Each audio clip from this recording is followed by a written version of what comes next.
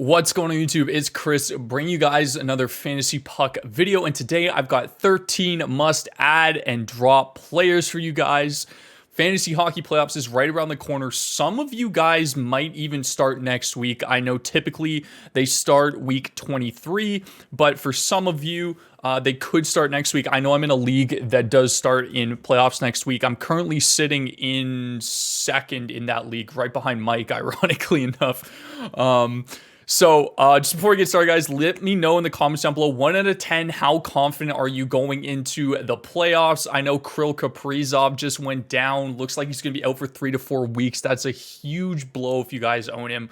So definitely consider picking up one of the guys in the video if they're available. As well as, guys, be sure to join the Discord. We're going to have lots of stuff happening in the off season that you guys need to stay tuned for. Just involve the channel altogether. We've got a lot of stuff that we're trying to work on. Fantasy hockey is kind of coming to a conclusion here. A lot of guys are going to be asking questions on who to start, who to sit, who to drop. So if you have questions like that, be sure that you're joining the Discord. As well as, guys, if you're interested in signing up for Prize Picks, be sure that you use code PUCK. It really helps us with future sponsors and everything. If you use that promo code that we have there, they'll match your initial deposit up to $100. So nice little bonus for you guys there as well too. And guys, again, be sure that you're following us on Twitter. There's still things that are constantly happening. Players getting moved up and down the lineup. We'll talk about some significant changes that have happened just around the NHL and around fantasy hockey in this video as well too. But let's get right into it, guys. Up first, we have our must-add players. Now, I tried to compile a list where there's a good variance in terms of like high-end guys, mid-level guys, and then lower ownership guys as well too. Starting things off, Dawson Mercer. If this guy's available in your league, pick him up. Oh my goodness, he's been unbelievable playing top line in New Jersey with Nico Hischier, and I believe they have Tatar there as well too, who's been really good also. 69% owned, but like the guy's just been on fire. Like he shoots, he hits, his production's been absolutely insane lately. Like I said, he's line one. And I know they've kind of loaded up that second line with Timo Meier, Jesper Bratt, and Jack Hughes. So if you're a Jack Hughes owner and you got Timo Meier at the deadline, for example, you're thrilled about that one. But Dawson Mercer's been unbelievable if he's available, especially in leagues that are like higher owned. Not higher owned, like smaller leagues that have a lot of high ownership guys available to you in free agency. Dawson Mercer is a great pickup right now, especially if you have some players that are struggling to get it done production wise, or you're just in a points league. Dmitry Orlov is one of the guys that like we have been keeping an eye on. He's been unbelievable in Boston, so good that he's starting to see power play one time. They've tried him out on power play one over McAvoy just because of how hot he's been. He's playing 20 minutes a night. He's hitting a lot. He's shooting the puck. He's putting up points like he's just completely a different player. Not that he was bad in Washington and all, but he's just been so good in Boston. And again, guys, you need to keep up with our Twitter, just given all the lineup changes and stuff like that. Like Don was on this from the beginning, so shout out to Don. Does an unbelievable job of keeping up to date with all this stuff too. So Orlov, if he's available, I think he's a really good D option for you guys right now. Nino Niederreiter, he's been great as of late since he's been moved to Winnipeg, playing that top line, like I said, with Scheifele. He was in the weekly preview as well too, guys. So if he's available, 30% owned, like really good pickup if you, like I said, have anybody that's got injured or you got one or two guys that are struggling. We'll get to the drops in a second here, but Nino's been unbelievable as late. He shoots, he hits, touches like 4 or 5 categories. And again, power play time as well too. He's on power play too, but that line one exposure has been great for him so far, especially with how good of a year Scheifele's having. Peter Kochetkov is somebody that you want to keep an eye on, and nobody really knows how significant the Ranta injury is right now. 28% owned. You might as well pick him up and have him if you do have, like I said, if you have Ranta on your team and he's been injured, you might as well just stash him on your team for right now. Freddie's probably going to get the majority of the starts, but even still, like Ranta hasn't been playing a lot of volume to begin with anyways, so Kochetkov is good for back-to-backs and those weaker matchups. And he's been good. Like, he's been solid. He came in, had a 19-save shutout against Philadelphia for his first game back in the NHL. So, really good to just pick him up and add him right now until we figure out more information about the Ranta injury. especially going into fantasy hockey playoffs. And if your fantasy hockey playoffs start next week, then picking up this guy would be a great ad.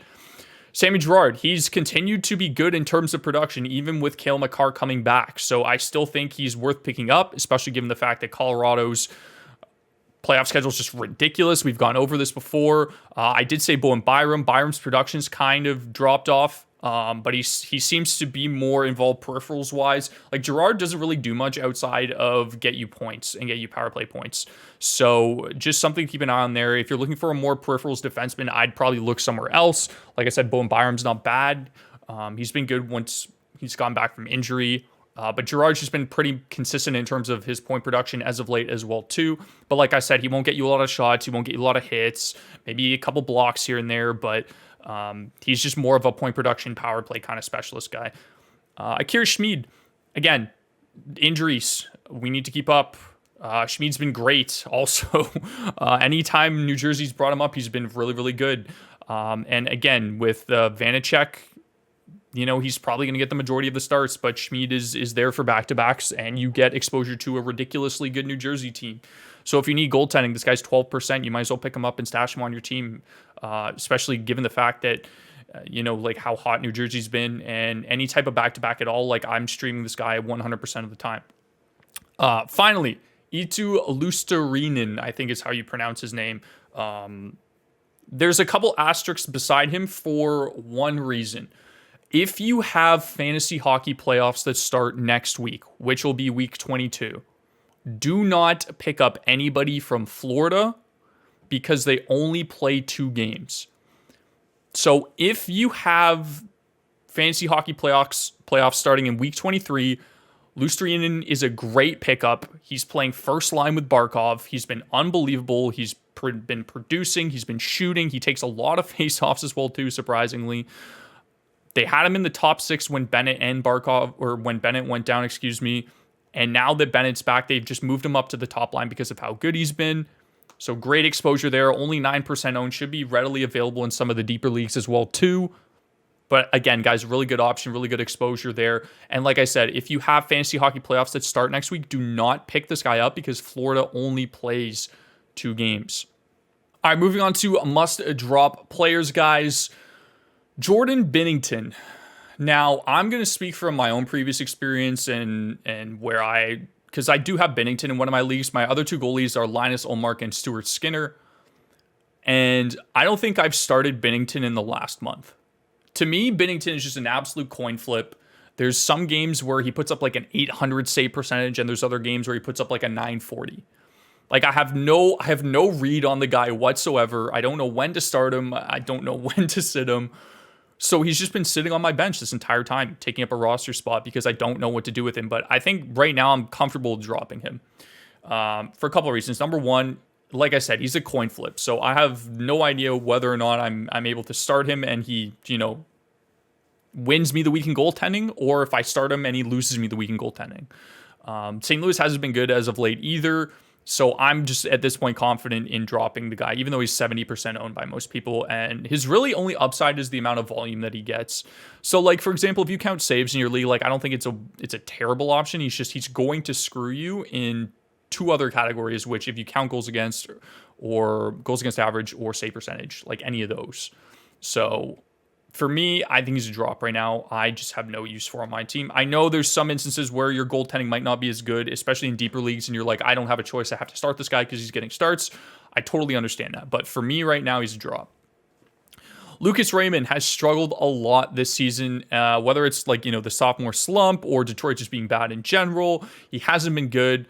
His really only upside is he'll get you like 3-4 shots a game. So again, if you have him in deeper leagues, there's not much you can do. Like you just kind of have to. There was a little bit of a period in time, just in the past like month or so, where he did have a nice little 5-game stretch where he had like 3 or 4 points in 5 games, and I thought he was kind of turning around his season, but he hasn't had a point in like 8 or 9 games now. So for me, he's a drop. It's the same story with Andrew Mangiapane. Like. They're very similar in that sense where they get you shot volume and that's pretty much all they do.